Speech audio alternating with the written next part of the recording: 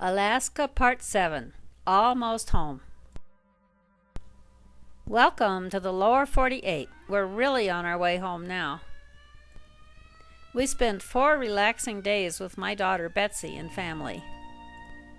Life there revolves around the dog, Zed. This is Bob Harrington and Betsy Rocks. Erica, 16, with Zed. Dylan, 13.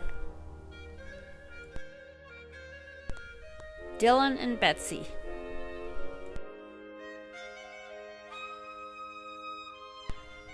I rest with a friend in the Fairhaven district in Bellingham, a great walking city. We enjoyed the fun painted walls. I guess it was these guys who did the painting.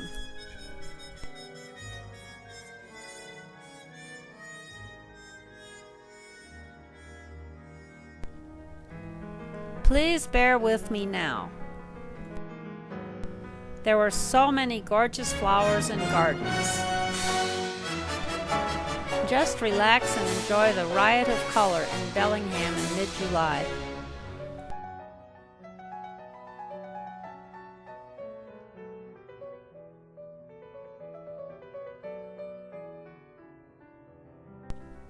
Blackberries abound, but they weren't quite ripe yet.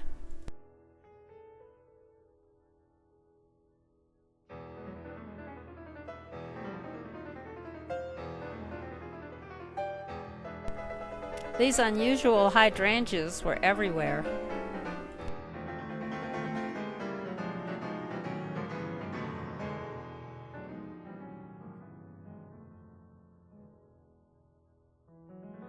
This is St. John's wort.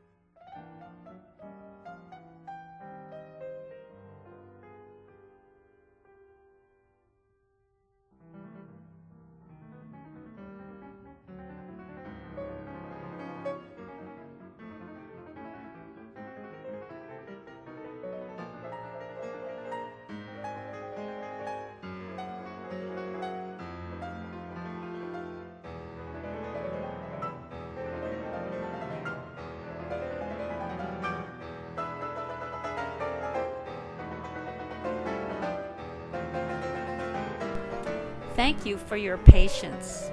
Hope you enjoyed the patterns and colors of some of nature's loveliest creations. We left Bellingham on July 13th, and we stopped in Tacoma to see the fabulous Museum of Glass. These wonderful sentinels are by Dale Chihuly. We discovered his fantastic art here. Chihuly is the world's finest glass artist, and he is from the Seattle area. The Bridge of Glass walkway to the museum is a fantastic museum in itself. Just enjoy these sea forms, as Chihuly calls his glass ceiling creations.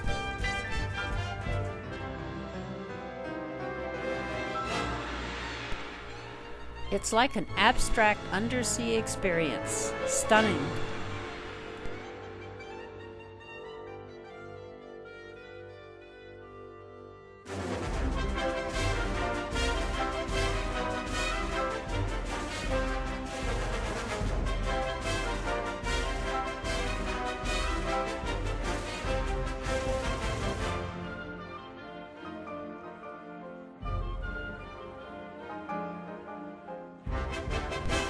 Some of Chihuly's vases are displayed along the walkway as well.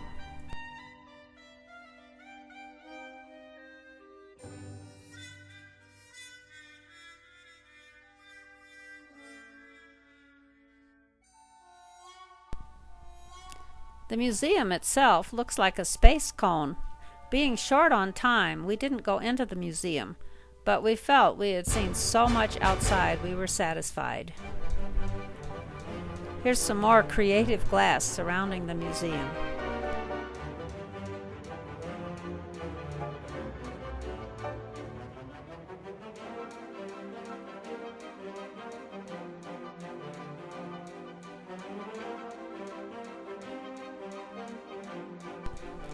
The Glass Museum is in an urban renewal area. This is the old train station at the other end of the magical bridge of glass to the museum. Now for a real change of scenery. The next day, after camping in Roseburg, Oregon, we drove the wild and scenic river route to Crater Lake. We saw many stunning waterfalls along the way.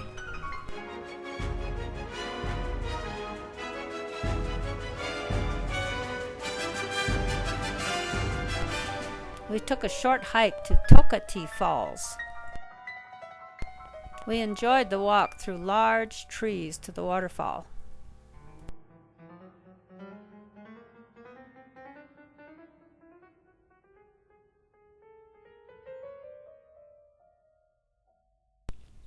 We arrived at beautiful Crater Lake around noon on July 13th.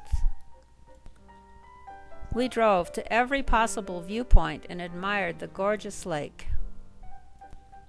The Phantom Ship is one of the neat features there.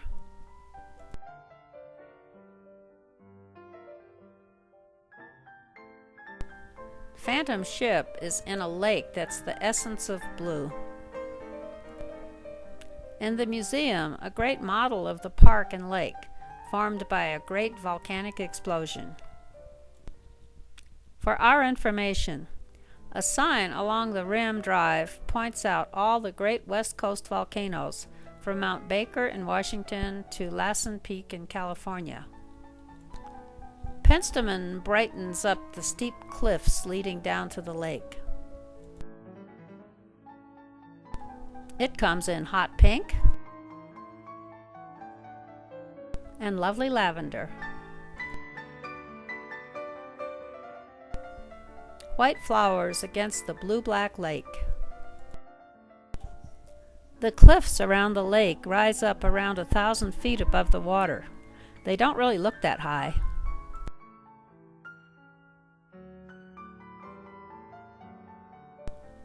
Wizard Island, shown here, and Phantom Ship are the only points that rise out of the water. Dramatic formations in the cliff. We decide to do the hike to the highest point in the park, Mount Scott.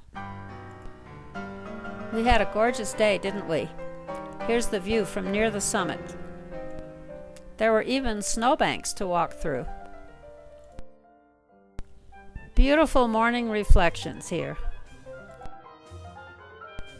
Phantom Ship floats in a reflection of the cliff.